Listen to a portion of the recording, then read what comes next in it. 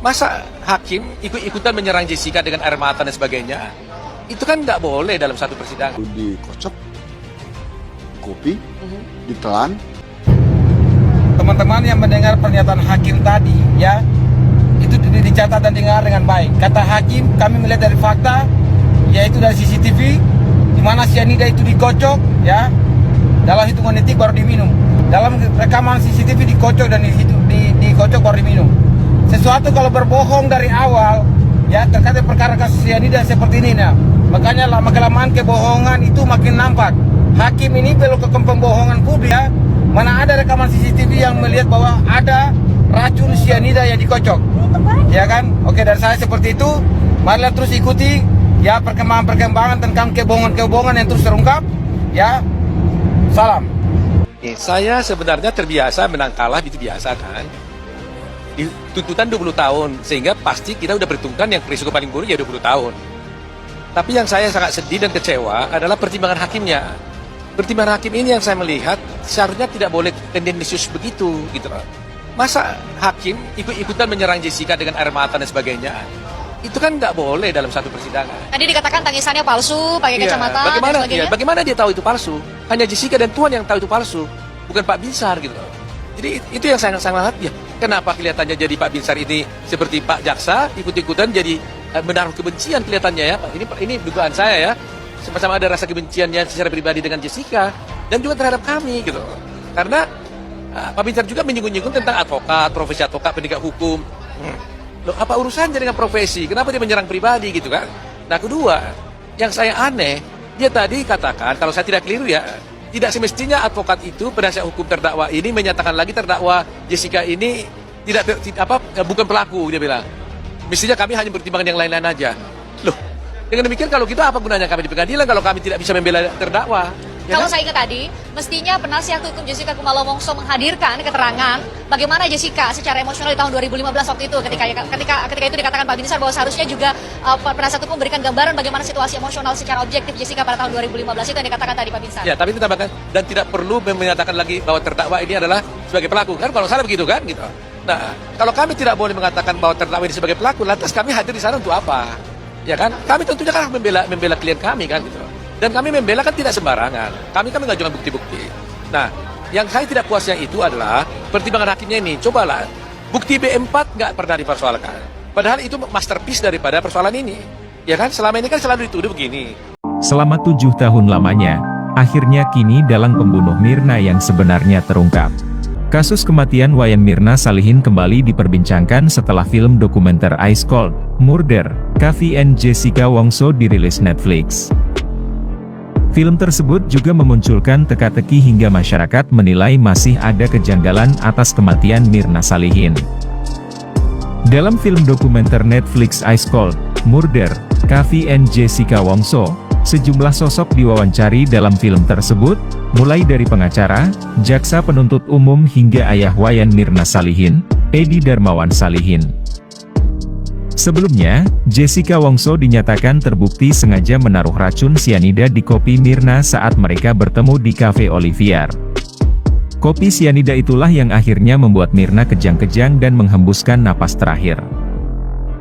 Namun meski Jessica Wongso sudah dinyatakan bersalah, nyatanya kematian Mirna masih menjadi misteri hingga saat ini. Apalagi bukti-bukti yang dimunculkan di persidangan dinilai tidak cukup kuat untuk menghukum Jessica selama 20 tahun penjara. Tak adanya bukti yang valid membuat masyarakat kini mulai meragukan kinerja para penegak hukum yang mengadili Jessica. Bahkan, kecurigaan tersebut mulai terbukti dengan kejanggalan-kejanggalan yang diungkapkan oleh beberapa jaksa penuntut umum. Salah satu di antaranya ialah Shandy Handika, dirinya merupakan jaksa penuntut umum yang terlibat dalam kasus kopi cyanida Jessica Wongso dan Mirna Salihin 2016 lalu.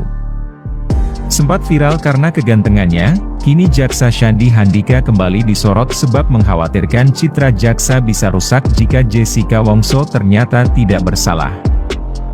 Dalam pengungkitan ulang kasus kopi cyanida, sorotan tajam jatuh pada Shandy.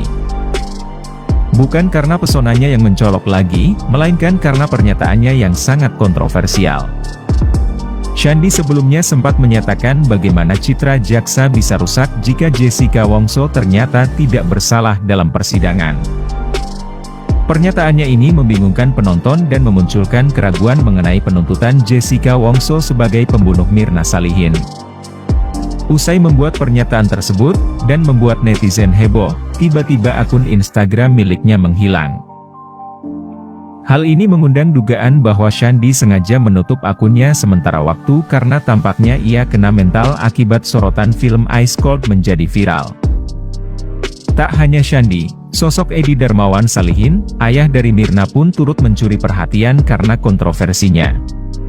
Beberapa pihak beranggapan, sikap Edi Darmawan agak janggal dalam menghadapi kasus putrinya. Darmawan mengaku mempunyai botol racun sianida yang digunakan Jessica Wongso untuk membunuh putrinya.